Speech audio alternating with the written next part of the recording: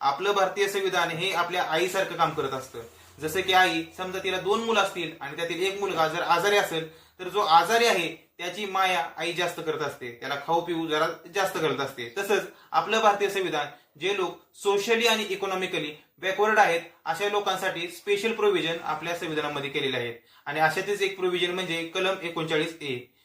यामध्ये legal add बाबत सांगितलेलं आहे, म्हणजेच मोफत कायदेशीर सेवा पुरवण्याचं काम हे शासनाचं आहे असं भारतीय संविधानामध्ये या कलम 39A मध्ये सांगितलेलं आहे.